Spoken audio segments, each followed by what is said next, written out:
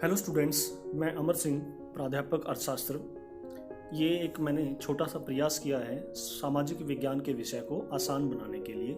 इसमें आपको सभी क्वेश्चन नहीं करवाए जाएंगे, सिर्फ हरियाणा बोर्ड में 2017, 18, 19 और 20 के जो प्रश्न हैं वो आपको यहाँ पे करवाए जाएंगे। पहले आपको सारे चैप्टर की अंडरस्टैंडिंग दी जाएगी और उसके बाद आपको इसके बारे में जो महत्वपूर्ण क्वेश्चन है सिर्फ वो करवाए जाएंगे। तो होपफुली ये आपके लिए फ़ायदेमंद होगा। धन्यवाद। तो इस अध्याय को आपकी पाठ्य पुस्तक में 4 हेडिंग्स में डिवाइड किया गया है। पहला है पहला विश्व युद्ध, खिलाफत और असहयोग। दूसरा आंदोलन के अंदर अलग अलग धाराएं। तीसरा सविनय अवज्ञा की ओर और चौथा सामूहिक अपनेपन का भाव। तो भारत में राष्ट्रवाद पार्ट 2 में आपको इस अध्याय से रिलेटेड जो रिमेनिंग 2 हेडिंग्स हैं वो करवाए जाएंगे और इनसे संबंधित प्रश्न जो पास्ट ईयर पेपर्स में आ चुके हैं। तो पहला हमारा हेडिंग है सविनय अवज्ञा की ओर। अब जब हमने पिछले लेक्चर में किया कि 1922 में जब चौरी चौरा की घटना हुई तो गांधी जी ने असहयोग आंदोलन वापस ले लिया और उस असहयोग आंदोलन को वापस लेने से बहुत से लोग और जो कांग्रेस के नेता हैं वो खुश नहीं थे और उनमें ज़्यादातर जो नेता थे वो गवर्नमेंट ऑफ इंडिया एक्ट के तहत जो प्रांतीय विधानमंडल और सरकारें जो बनाई गई थी उनमें उनके इलेक्शंस में वो हिस्सा लेना चाहते थे। तो ऐसे ही नेताओं में नाम था CR दास और मोतीलाल नेहरू का, जो कि प्रांतीय विधानमंडलों के चुनावों में हिस्सा लेना चाहते थे, लेकिन कांग्रेस के बहुत से नेता इसके पक्ष में नहीं थे। तो इसलिए CR दास और मोतीलाल नेहरू ने अलग से कांग्रेस के अंदर ही एक पार्टी बनाई, स्वराज पार्टी, और जिसने प्रांतीय इलेक्शनों में चुनावों में हिस्सा लिया। ऐसे ही कांग्रेस में और कुछ धाराएं प्रवाहित हो रही थी, विचारधाराएं, जैसे कि युवा नेता क्या चाहते थे, इस आंदोलन को जो देश है उसके कोने कोने तक पहुंचाना चाहते थे। और इन युवा नेताओं में थे जवाहरलाल नेहरू और सुभाष चंद्र बोस, जो पूर्ण स्वतंत्रता के उद्देश्य को लेकर चल रहे थे और आंदोलन को ज़्यादा उग्र करना चाहते थे। इन्हीं घटनाओं के साथ देश में कुछ और घटनाएं घटित हुई, जैसे 1926 से वस्तुओं की कीमतें गिरने लगी। तो जब वस्तुओं की कीमतें गिरती हैं तो उसको बोला जाता है मंदी, और इसके दौरान वस्तुओं की कीमतें जब गिरती हैं तो जो उसके उत्पादक होते हैं, जैसे किसान या जो व्यापारी हैं, कारखाना मालिक हैं, उनकी वस्तुओं की जो कीमतें हैं गिर जाती हैं, जिसके कारण वो लाभदायक नहीं रहती।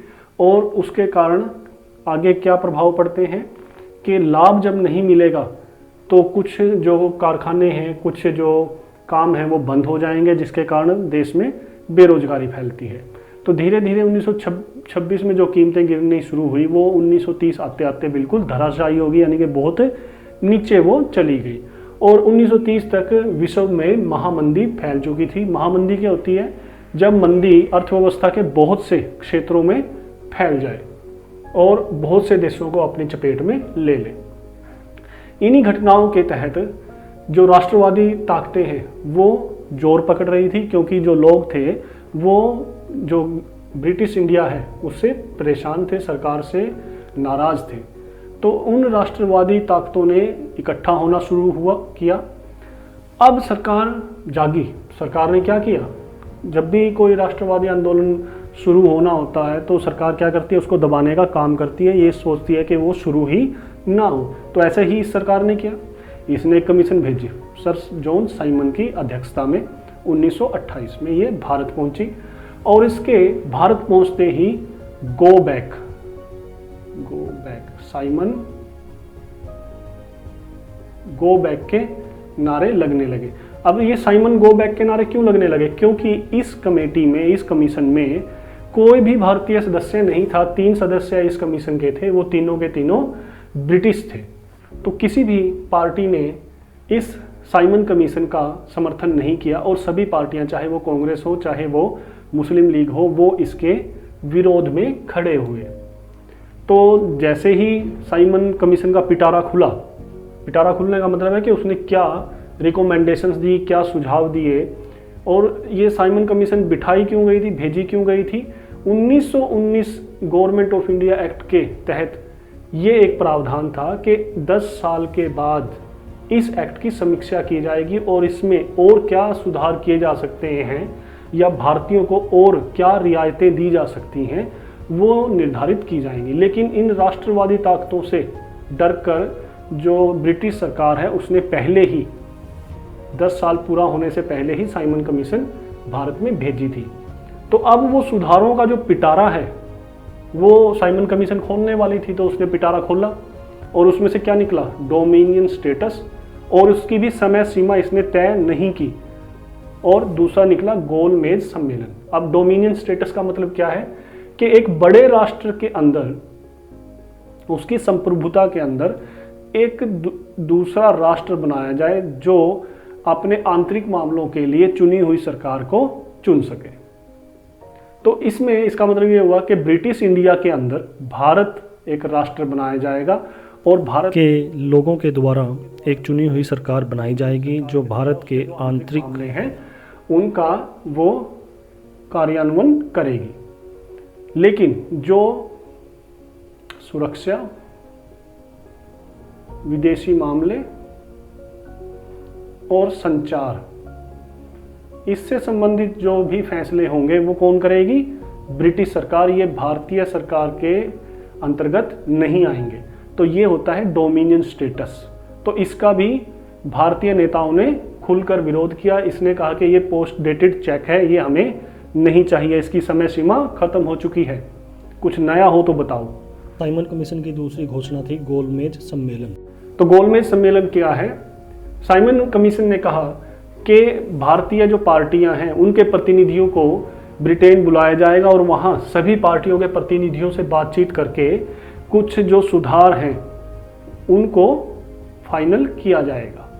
तो जो भी सभी पार्टियां मिल बैठकर सुधारों को डिसाइड करेंगी, फाइनल करेंगी, उन्हीं सुधारों को भारत में लागू किया जाएगा। अब ये गोलमेज का मतलब क्या है? गोलमेज का मतलब गोलमेज है, ठीक है ना। अब गोलमेज का अर्थ क्या है कि समानता के आधार पर आपसे भारतीयों से बातचीत की जाएगी, क्योंकि गोलमेज में कहीं भी कोई शुरू और अंत नहीं होता, गोल होती है, किसी भी तरफ से इसको शुरू माना जा सकता है। लेकिन अगर इसके मुकाबले जो दूसरी मेज है, इस प्रकार की मेज, तो इसमें मान लो कोई यहाँ पर बैठा है, वो क्या है, अति विशिष्ट व्यक्ति होगा और उससे दूर जितने होंगे वो उतने विशिष्ट नहीं होंगे। तो इसमें कोई समानता के आधार पर आप बातचीत नहीं कर सकते। तो इस बार भारतीयों को ये लालच दिया गया कि जब हम आपसे समानता से बातचीत करेंगे तो उस लालच में भारतीय है उसमें शामिल हो जाएंगे। लेकिन जैसे कि मैंने आपको बताया कि कांग्रेस ने इसको पोस्ट डेटेड चेक बताया, गांधी जी ने, कि हमें ये नहीं चाहिए, हम इसके ऊपर सहमत नहीं हैं। और इसी साइमन कमीशन के दौरान और इन्हीं घटनाओं के दौरान एक घटना बहुत महत्वपूर्ण भारत के इतिहास में घटित हुई, वो था लाहौर अधिवेशन, जो कि 1929 में हुआ। कांग्रेस के इस लाहौर अधिवेशन की जो अध्यक्षता की वो की जवाहरलाल नेहरू ने। और इस अधिवेशन में पूर्ण स्वराज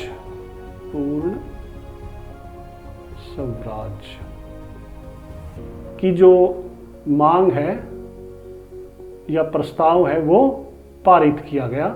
इसका मतलब क्या हुआ कि हमें पूर्ण स्वतंत्रता चाहिए। ये किसके उसमें थी, रिजल्ट में जो डोमिनियन स्टेटस उन्होंने देने की कोशिश की, उसके जवाब में भारतीयों ने उनको क्या दिया, पूर्ण स्वराज, कि आप हमें क्या दोगे भीख में, हम अपने आप छीन कर आपसे पूर्ण स्वराज लेंगे। और इसी सम्मेलन में 26 जनवरी 1930 को एक स्वतंत्रता दिवस निर्धारित किया गया कि इस दिवस को 26 जनवरी को जो भारत के लोग हैं वो शपथ लेंगे कि हम पूर्ण स्वतंत्रता तक नहीं रुकेंगे, और ये 26 जनवरी ही स्वतंत्रता दिवस के रूप में मनाया जाएगा। तो इसी का महत्व है कि आज 26 जनवरी को हम क्या मनाते हैं, गणतंत्र दिवस, क्योंकि इसका हमारा ऐतिहासिक महत्व है। तो 26 जनवरी 1930 को अलग अलग जगहों पर लोगों ने वहाँ पर शपथें ली और अपनी इसको शब्द को दोहराया कि हम स्वतंत्रता लेकर रहेंगे। लेकिन जब ये देखा गया कि इस जो 26 जनवरी को बहुत से जो इलाके हैं वो इससे नहीं जुड़ पाए, बहुत से जो समुदाय हैं वो इससे नहीं जुड़ पाए, यानी कि ये सभी भारतीयों तक नहीं पहुंच पाया। तो अब गांधी जी ने कोई ऐसा मुद्दा तलाशने की वो खोज स्टार्ट की कि जिससे सभी भारतीयों को जोड़ा जा सके और इस पूर्ण स्वराज की जो प्रस्ताव है इसको साकार रूप प्रदान किया जा सके, यानी कि हम इसको स्वतंत्रता ले सकें। तो इसी के लिए उन्होंने नमक को मुद्दा बनाने का विचार किया और नमक यात्रा 12 मार्च से 6 अप्रैल तक की। तो इससे पहले गांधी जी ने उनके सामने 11 मांगे रखी, जिसमें बहुत से सुधार थे और जो लगभग हर तबके से संबंध रखते थे, जैसे किसानों से कि लगान कम किया जाए, जैसे कि गवर्नमेंट सर्विसेज से कि उसमें भारतीयों की जो वो एंट्री है वो ज़्यादा की जाए। तो इस प्रकार की वो मांगे रखी गई। व्यापारियों की मांगे थी कि उनके ऊपर जो टैक्स लगाए जाते हैं, कौन सा कस्टम टैक्स, कस्टम ड्यूटी या जो एक्सपोर्ट ड्यूटी, तो उसको भी कम किया जाए। तो इस प्रकार से ये सभी समुदायों से संबंधित जो मांगे थी वो सरकार के सामने रखी, 11 मांगे। और गांधी जी ने कहा कि अगर इन मांगों को आप मान लेते हैं तो ठीक है, अगर नहीं मानते तो हम अपना जो आंदोलन है उसको शुरू करेंगे। सरकार ने एज यूजुअल कोई ध्यान नहीं दिया इनकी तरफ, और जैसा कि आप स्लाइड में देख सकते हैं गांधी जी ने अपने 78 सहयोगियों के साथ नमक यात्रा 12 मार्च से शुरू की साबरमती आश्रम से, और 6 अप्रैल को दांडी तट पर इसको समाप्त किया। वहाँ पर इन्होंने नमक बनाकर नमक कानून का उल्लंघन किया या नमक कानून को तोड़ा। और नमक कानून क्या था? नमक कानून के अंतर्गत जो भारतीय हैं उनसे नमक बनाने का अधिकार छीन लिया गया था। उनके ऊपर ये एक पाबंदी लगा दी गई थी कि वो अपने लिए नमक नहीं बना सकते। तो गांधी जी ने इसी को नमक बनाकर इसी कानून को तोड़ा। तो इसके अंतर्गत क्या था कि किसान क्या करें, लगान देने से मना कर दें, चौकीदारी कर मत दें, कर्मचारी अपना इस्तीफा दे दें। तो ये सभी काम किए गए। और जब आंदोलन जोर पकड़ने लगा तो नेताओं को, कांग्रेस नेताओं को और गांधी जी को गिरफ्तार कर लिया गया। और इसी गिरफ्तारी के खिलाफ जो सत्याग्रही थे वो सड़कों पर आ गए। तो इसी दौरान क्योंकि गोलमेज सम्मेलन चल रहा था, पहला गोलमेज सम्मेलन हो चुका था, उसमें कांग्रेस ने भाग नहीं लिया था। अब दूसरा गोलमेज सम्मेलन होने वाला था और इधर से जो सत्याग्रही जो सड़कों पर थे, सरकार उनसे डरी हुई थी और उनको शांत करने के लिए, कांग्रेस को शांत करने के लिए और कांग्रेस का गोलमेज सम्मेलन 2 में हिस्सेदारी सुनिश्चित करने के लिए जो उस समय के वायसराय थे इरविन, उन्होंने गांधी जी के सामने प्रस्ताव रखा और समझौता किया कि अगर आप इस आंदोलन को स्थगित कर देते हैं, सविनय अवज्ञा आंदोलन को, तो हम जितने भी जो नेता हैं, जो राजनीतिक गिरफ्तारियां की गई हैं, हम उन सबको रिहा कर देंगे और गांधी जी क्या करें, आंदोलन को समाप्त कर गोलमेज 2 सम्मेलन में हिस्सा लें। तो ये गांधी जी ने मान लिया और सविनय अवज्ञा आंदोलन को स्थगित कर दिया गया और गोलमेज 2 में कांग्रेस की तरफ से गांधी जी हिस्सा लेने के लिए इंग्लैंड पहुंचे। अब सविनय अवज्ञा का मतलब क्या है? सविनय अवज्ञा का मतलब है कि कानून का उल्लंघन करना। ये असहयोग आंदोलन से थोड़ा अलग है। असहयोग में क्या था कि हमें सरकार के साथ सहयोग नहीं करना। इसमें अवज्ञा, सविनय अवज्ञा में क्या है? असहयोग प्लस उल्लंघन, कि असहयोग तो है ही है, हमें जानबूझकर जो सरकारी कानून है, जो सरकारी नियम है, उनका उल्लंघन करना है। तो ये सविनय अवज्ञा आंदोलन था। तो द्वितीय उसमें उन्होंने भाग लिया और क्योंकि वहाँ पर कुछ भी सकारात्मक जो परिणाम है वो नहीं निकला और जो गांधी जी हैं वो गोलमेज सम्मेलन को से वापस आ गए और दोबारा से उन्होंने सविनय अवज्ञा आंदोलन शुरू किया। तो अब दूसरा जो इसका सब हेडिंग है, यहाँ पर आप ये भी देखें कि जो लोग हैं उन्होंने इस आंदोलन को भी लोगों ने अलग अलग तरीके से समझा। जैसे संपन्न किसान, इन संपन्न किसानों में जाट, यूपी के जाट और गुजरात के पाटीदार थे। ये व्यावसायिक खेती करते थे, तो क्योंकि कीमतें 1926 से ही कम हो रही थी, तो इनको व्यावसायिक खेती करने के लिए बहुत जो हानि है वो उठानी पड़ी। गरीब किसान क्या चाहते थे कि लगान जो सरकार को देते थे और पट्टेदारों को जो वो भाड़ा देते थे, इससे उनको छूट मिले। व्यापारी वर्ग, जो प्रथम विश्व युद्ध था, फर्स्ट वर्ल्ड वॉर, उस समय जो भारत के व्यापारी वर्ग था वो बहुत मजबूत हो चुका था, क्योंकि जो युद्ध के समय बहुत सी सामग्री भारतीय व्यापारियों से भी गई थी, तो उसके कारण वो मजबूत हो चुका था। तो वो चाहता था कि जो इंग्लैंड से जितना आयात होता है बिना किसी टैक्स के, बिना किसी कस्टम ड्यूटी के, वो बंद किया जाए और भारतीय व्यापारियों को निर्यात करने के लिए भी जो सहूलतें हैं वो मिले। तो ये चाहते थे कि जो बाहर से ड्यूटी फ्री जो आयात आता है वो बंद हो, ताकि इनका व्यापार फल फूल सके। ऐसे ही महिलाएं, आप देख सकते हैं कि सविनय अवज्ञा आंदोलन में महिलाओं ने बढ़ चढ़कर भाग लिया था। इस स्लाइड से आप समझेंगे कि वो जो लास्ट में दिखाई दे रही है कितनी महिलाएं इसमें शामिल हो रही हैं। तो महिलाओं ने बढ़ चढ़कर इसमें भाग लिया। मजदूर, क्योंकि व्यापारी वर्ग कांग्रेस के नज़दीक आ चुका था, तो मजदूर अब कांग्रेस से थोड़ा सा दूर हो गया। तो इस आंदोलन में मजदूरों ने बहुत ज़्यादा हिस्सा नहीं लिया। अगला जो सब हेडिंग है, सविनय अवज्ञा की सीमाएं। सीमाओं का मतलब क्या है कि कहाँ पर सविनय अवज्ञा अपनी जो उससे अपेक्षा थी उनको पूरा नहीं कर पाया। तो पहला है अछूत, कि जो अछूत था कि जो भारत का जो सबसे निचला तबका था वो इस आंदोलन से नहीं जुड़ पाया। क्यों नहीं जुड़ पाया? क्योंकि 1930 तक कांग्रेस ने इनके ऊपर कोई ध्यान नहीं दिया। 1930 में गांधी जी ने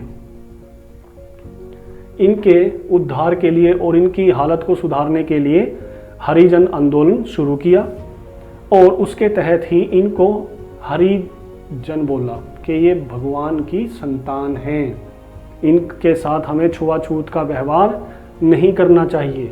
और इन्हीं के नेता डॉक्टर अंबेडकर, उन्होंने 1930 में दलित वर्ग एसोसिएशन बनाई। डॉक्टर अंबेडकर एक ऐसे नेता थे जिन्होंने तीनों गोलमेज सम्मेलन 1, 2 और 3 इन तीनों में भाग लिया था। और जब गोलमेज सम्मेलन 3 समाप्त हुआ तो अंग्रेजी सरकार ने जो सुधार प्रस्ताव भारतीयों के सामने रखा, उसमें दलितों के लिए क्या था? पृथक निर्वाचक मंडल का गठन। अब पृथक निर्वाचक मंडल का मतलब क्या है? इसका मतलब ये हुआ कि जिस वर्ग से प्रतिनिधि चुना जाना है, उस प्रतिनिधि के लिए जो वोट हैं वो उसी वर्ग के लोग डालेंगे। उदाहरण के लिए, जैसे मान लो दलित एक प्रतिनिधि चुना जाना है, एमपी या एमएलए चुना जाना है, तो उसके चुनाव में जो वोट डालने का अधिकार होगा वो सिर्फ दलित को ही होगा, दूसरे नहीं डाल पाएंगे। लेकिन ये गलत है, क्योंकि ये पूरे समाज को अलग अलग वर्गों में बांट देता है। तो इससे गांधी जी अनशन पर चले गए और उनको मनाने के लिए एक पैक्ट किया गया, पूना पैक्ट 1932 में। ये पैक्ट क्या था? ये पैक्ट गांधी जी और अंबेडकर जी के बीच में हुआ, और इस पैक्ट के तहत जो डॉक्टर अंबेडकर हैं उन्होंने दलितों के लिए पृथक निर्वाचक मंडल की जो मांग थी उसको त्याग दिया, और इसके अलावा दलितों के लिए क्या किया गया? रिजर्वेशन। उनको रिजर्वेशन दी गई। किसमें दी गई? प्रांतीय विधानमंडलों में और केंद्रीय विधायिका में उनकी जो सीटें हैं वो बढ़ा दी गई, उनका जो आरक्षण है वो बढ़ा दिया गया। तो जो आज भी चल रहा है, और ये देखो कितना अलग है। आज अगर किसी एससी या एससी का जब एमएलए एमपी का चुनाव होता है, मान लो कोई सीट रिजर्व होती है उनके लिए, तो उसमें सभी जो जाति और धर्म के लोग हैं वो उसके लिए वोट करते हैं। ऐसा नहीं है कि सिर्फ दलित या किसी पर्टिकुलर समुदाय या धर्म के लोग ही उसके लिए वोट करें। ऐसे ही इस आंदोलन की एक सीमा और थी, मुस्लिम। मुस्लिम भी इस आंदोलन से नहीं जुड़ पाए, क्योंकि ये मुस्लिम लीग के तहत एक अलग देश के राह पर चल पड़े थे, और मोहम्मद अली जिन्ना इनका नेतृत्व कर रहे थे। तो ऐसे ही इसकी सीमा एक क्या थे, मजदूर भी थे, क्योंकि मजदूर भी इससे बहुत ज़्यादा नहीं जुड़ पाए क्योंकि व्यापारी वर्ग इसके कांग्रेस के पास आ चुका था। ऐसा ही हमारा जो लास्ट टॉपिक है वो है सामूहिक अपनेपन का भाव। तो जैसे हमने यूरोप में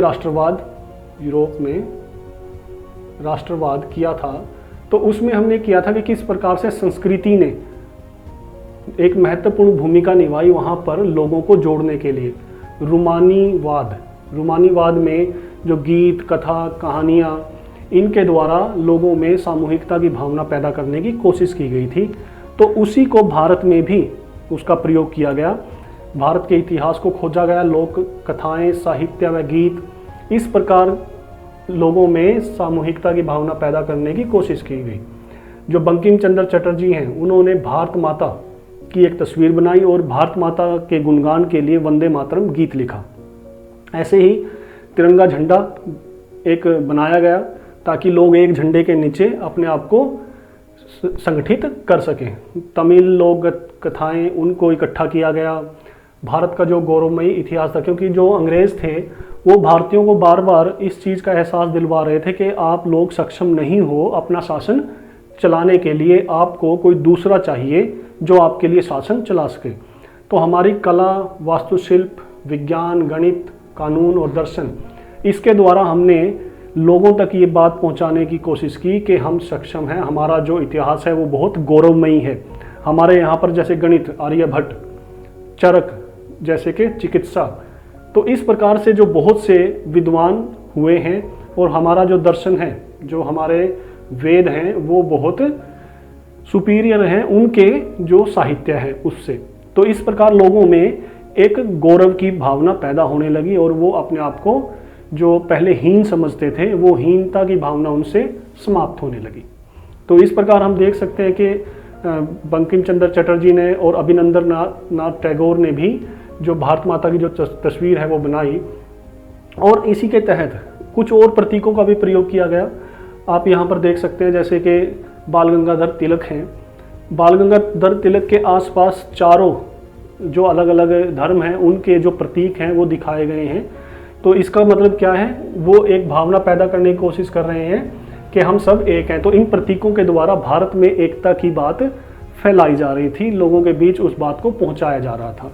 तो ये जो प्रतीक हैं, इनसे राष्ट्रीयता की जो भावना है वो जन जन तक पहुंची और भारत एक इकाई के रूप में उभरा, एक राष्ट्र के रूप में उभरा। तो इससे अभी तक कोई बड़ा प्रश्न नहीं आया है, तो इसको सिर्फ आपको समझाने के लिए ये करवा दिया गया है। तो आप PDF में आपको डिटेल में ये क्वेश्चन करवाए जाएंगे। तो आज का ये जो हमारा पहला प्रश्न है, इस बार 2020 का जो आपका एग्ज़ाम हुआ था, उस एग्ज़ाम में ये 6 मार्कर के रूप में पूछा गया है। तो ये पहला प्रश्न हमारा, उन परिस्थितियों का उल्लेख कीजिए जिनके कारण महात्मा गांधी ने सविनय आंदोलन की एक सबसे महत्वपूर्ण मांग के रूप में नमक कानून को समाप्त करने का चुनाव किया। अथवा, तो किसके बारे में ये, नमक कानून के बारे में और सविनय आंदोलन। और दूसरा के अथवा में क्या है, नमक यात्रा की चर्चा करते हुए स्पष्ट करें कि यह उपनिवेशवाद के खिलाफ प्रतिरोध का एक असरदार प्रतीक था। यानी कि सविनय आंदोलन चलाया गया गांधी जी के द्वारा, और उस आंदोलन का जो मुख्य केंद्र बिंदु बनाया गया वो बनाया गया नमक। और डिस्कशन में आपको बताया था सविनय आंदोलन क्या है कि सरकार के साथ सहयोग तो करना ही नहीं है, उसके साथ ही जो सरकार द्वारा कानून बनाए गए हैं उन कानूनों का जानबूझकर उल्लंघन करना है, ताकि ये असहयोग आंदोलन से एक प्लस पॉइंट है, एक कदम आगे है। असहयोग आंदोलन में क्या था कि अंग्रेज़ों के साथ कोई भी सहयोग नहीं करना, लेकिन सविनय आंदोलन जो कि 1930 में चलाया गया, उसमें क्या था कि कानूनों का जानबूझकर उल्लंघन भी करना है। और इसी के लिए नमक कानून क्या था कि जो व्यक्ति है वो अपना नमक खुद नहीं बना सकता, तो उसके ऊपर सरकार ने कर भी लगाया हुआ था और ये रोक भी लगाई हुई थी कि वो हम नमक अपना बनाकर प्रयोग नहीं कर सकते, वो हमें खरीदना पड़ेगा बाज़ार से। तो इसी कानून का जो उल्लंघन है मुद्दा बनाया गांधी जी ने, लोगों को जोड़ने के लिए, पूरे देश को एकत्रित करने के लिए, इकट्ठा करने के लिए, राष्ट्रवादी भावनाओं को जागृत करने के लिए। अब उन्होंने ये क्यों बनाया, यही एक हमारा प्रश्न है कि नमक ही क्यों और क्यों नहीं। और भी तो बहुत से मुद्दे हो सकते थे, लेकिन गांधी जी ने नमक को ही क्यों चुना, तो ये हमारा प्रश्न है। तो सविनय अवज्ञा आंदोलन 1930 में चलाया गया। इस आंदोलन के द्वारा सरकारी कानूनों को भंग करके सरकार के प्रति विरोध रोष प्रकट करना था। परंतु इससे पहले गांधी जी ने सरकार के सामने अपनी 11 मांगें रखी, और ये 11 मांगें क्या थी, जो लगभग हर तबके से संबंधित थी। जैसे किसानों से संबंधित क्या थी कि लगान को कम किया जाए, ठीक है। व्यापारियों से संबंधित क्या थी कि जो विदेशों से बिना किसी ड्यूटी के जो वस्तुएं आती हैं भारत में, उनके ऊपर ड्यूटी लगाई जाए, कोई ना कोई कर लगाया जाए, उनको इस तरीके से फ्री एंट्री ना दी जाए, क्योंकि उससे व्यापारियों का नुकसान होता था, उनको विदेशी वस्तुओं से प्रतियोगिता करनी पड़ती थी। इसी प्रकार से मांग रखी गई कि ज़्यादा से ज़्यादा भारतीयों को जो सर्विसेज हैं, नौकरियां हैं, जो बड़े ओहदे हैं, उनमें प्रवेश दिया जाए, वो भारत के लोगों के लिए खोली जाए। तो इस प्रकार से हर तबके की मांगों को उसमें सम्मिलित करने की कोशिश की गई, लेकिन सरकार ने इसके ऊपर कोई ध्यान नहीं दिया, और इसलिए गांधी जी को असहयोग सविनय अवज्ञा आंदोलन चलाना पड़ा। तो फरवरी 1930 तक सरकार द्वारा इन मांगों के संबंध में कोई सकारात्मक उत्तर नहीं मिला। तो गांधी जी ने नमक मुद्दे को सविनय अवज्ञा आंदोलन का केंद्रीय मुद्दा बनाने का निश्चय किया। और गांधी जी के द्वारा इसको चुनने के क्या कारण थे। पहला, पूर्ण स्वराज की विचारधारा में नमक ग्रामीण जनता से प्रत्यक्ष रूप से संबद्ध था और उनके दुखों को व्यक्त करने का एक सशक्त मुद्दा था। अब जो ग्रामीण जनता है, ग्रामीण जनता क्या, देश का हर तबका अब नमक तो सब प्रयोग करते हैं, इसलिए वो सीधे तौर से इससे संबंधित था। लेकिन पहले जो आसपास जहाँ पर समुद्र था, तो वहाँ पर आसपास जो लोग थे, ग्रामीण जनता थी, वो अपना नमक खुद बनाया करते थे। लेकिन उसके ऊपर रोक लगने से अब जो जनता है, जो ग्रामीण जनता है, वो प्रत्यक्ष रूप से उससे संबंधित थे और वो उससे प्रभावित भी थे कि उनके जो हक है उनसे छीन लिया गया।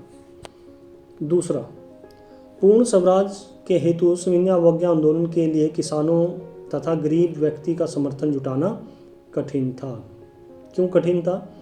क्योंकि उन लोगों को अपनी रोज़मर्रा के काम करने होते हैं, उनके पास इतना समय तो होता नहीं कि भाई वो इन आंदोलनों में बढ़ चढ़कर भाग ले सकें, और ना ही उनको इतनी समझ होती है कि ये आंदोलन क्यों चलाए जा रहे हैं, उनको इसमें क्या योगदान देना है।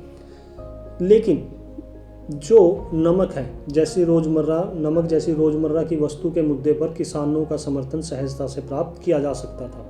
अब किसानों को सीधा समझाया जा सकता था, भाई देखो ये नमक कानून से आपको किस प्रकार से जो अंग्रेज हैं वो प्रभावित कर रहे हैं, किस प्रकार से आपका शोषण किया जा रहा है, किस प्रकार से आपका जो हक है वो छीना जा रहा है। तो वो उसको समझ सकते थे, क्योंकि वो उनसे प्रत्यक्ष रूप से सीधा संबंधित था। तीसरा, यद्यपि नमक का व्यय निर्धन व्यक्ति द्वारा वहन किया जा सकता था, किंतु भावनात्मक रूप से वह खादी के समान गरीबों की आत्म सहायता का एक प्रमुख साधन बन सकता था। तो जैसे अब निर्धन व्यक्ति, क्योंकि नमक के ऊपर आदमी बहुत ज़्यादा तो खर्च नहीं करता, कम करता है, आवश्यकता के अनुसार ही उसको लेते हैं, टेस्ट के अनुसार ही। लेकिन तब भी भावनात्मक रूप से क्या लग रहा था कि इतनी आवश्यक जो वस्तु है उसके ऊपर भी जो सरकार है वो कर लगा रही है, उसके ऊपर भी सरकार रोक लगा रही है, यानी कि वो हमारे जीवन के हर पहलू पर अपना नियंत्रण स्थापित करना चाहती है। तो इस प्रकार की लोगों के अंदर भावना थी नमक के बारे में। चौथा, नमक का मुद्दा गरीबों के साथ हर भारतीय को प्रभावित करता था और उससे प्रत्यक्ष रूप से जुड़ा था। अब समाज में अलग अलग तबके होते हैं, सबके मुद्दे अलग अलग होते हैं। अमीर का मुद्दा अलग होता है, गरीब का अलग होता है, मजदूर का अलग होता है, किसान का अलग होता है, व्यापारी का अलग होता है, महिलाओं का अलग होता है। लेकिन नमक ऐसा है कि नमक से सभी जुड़े हैं। तो ये अमीर गरीब पूरे देश के जो लोग हैं उनको जोड़ने की जो ताकत है वो रखता था। पांचवा, गांधी जी किसी साझे मुद्दे पर सारे देश को एकजुट करना चाहते थे, और वो साझा मुद्दा कौन सा मिला उनको? तो दांडी मार्च 12 मार्च से 6 अप्रैल 1930। अब आप इसको कैसे याद रख सकते हो? देखो, दांडी मार्च और महीना भी कौन सा है? मार्च। तो तो मार्च एक तो आप इससे ध्यान रख ही सकते हो। तो 12 मार्च से 6 अप्रैल 1930। तो गांधी जी ने 12 मार्च 1930 को साबरमती आश्रम, तो साबरमती आश्रम कहाँ है? अहमदाबाद में, गुजरात में, अपने 78 समर्थकों के साथ दांडी के लिए पद यात्रा प्रारंभ की। अब पद यात्रा क्यों? क्योंकि रास्ते में वो लोगों से मिलते चले, उनको संगठित करते चले, उनको जो वो मुद्दा था और उस मुद्दे से वो क्या प्राप्त करना चाहते थे, क्योंकि सिर्फ नमक कानून को उल्लंघन करना या उसको तोड़ना ही तो उनका उद्देश्य नहीं था। उनका उद्देश्य क्या था कि स्वतंत्रता को कैसे प्राप्त किया जाए, लोगों को कैसे संगठित किया जाए, उनमें राष्ट्रवाद की भावना कैसे पैदा की जाए, वो मुद्दा था। नमक तो एक क्या था? माध्यम था, लेकिन जो उनका उद्देश्य था वो क्या था? स्वतंत्र था, राष्ट्रवाद। तो 24 दिनों में 240 किलोमीटर की पद यात्रा के पश्चात, यानी कि आराम से एक दिन में कितने किलोमीटर के आसपास मान सकते हैं हम कि 10 किलोमीटर। तो 10 किलोमीटर में क्या था? वो आराम से चलते थे, लोगों से बात करते चलते थे, उनको अपनी बात समझाते चलते थे, और इस प्रकार उनका जो वो है प्रदर्शन है वो बल पकड़ता चला गया। तो 6 अप्रैल को गांधी जी ने समुद्र तट पर जाकर, दांडी नामक एक जगह थी, वहाँ पर जाकर उन्होंने नमक बनाकर नमक कानून को तोड़ा। अब इस नमक यात्रा का प्रभाव क्या पड़ा? भारत के अलग अलग भागों में नमक कानून का उल्लंघन भारतीयों द्वारा किया गया। महिलाओं ने भी इसमें बढ़ चढ़कर भाग लिया और नमक बनाकर नमक कानून को तोड़ा। ब्रिटिश कानूनों के विरोध एवं साम्राज्यवाद की समाप्ति के प्रयासों के प्रतीक के रूप में इसको देखा गया। जब उन्होंने नमक कानून तोड़ा तो ये एक तरीके से प्रतीक बन गया कि अब इसी प्रकार से हम अंग्रेजों का जो शासन है उसको भी ध्वस्त कर देंगे और थोड़े दिनों में भारत इनकी गुलामी से मुक्त हो जाएगा। इस यात्रा, इसके विकास तथा लोगों पर इसके प्रभाव की समाचार पत्रों में प्रमुखता से प्रकाशित किया गया। अब गुजरात में ये घटना घटित हो रही थी, लेकिन पूरे देश में समाचार पत्रों में इस घटना को पहुंचाया जा रहा था। तो क्या हो रहा था? सारे जो देश के लोग थे वो इस मुद्दे से जुड़ते चले गए। गुजरात में गांधी जी की अपील पर 300 ग्रामीण सरकारी कर्मचारियों ने सरकारी सेवाओं से त्यागपत्र दे दिया। तो लोग इतने ज़्यादा प्रभावित हुए कि उन्होंने सरकारी नौकरियां करना ही बंद कर दिया। जो 300 लोग थे उन्होंने अपनी नौकरी ही छोड़ दी गांधी जी के कहने पर।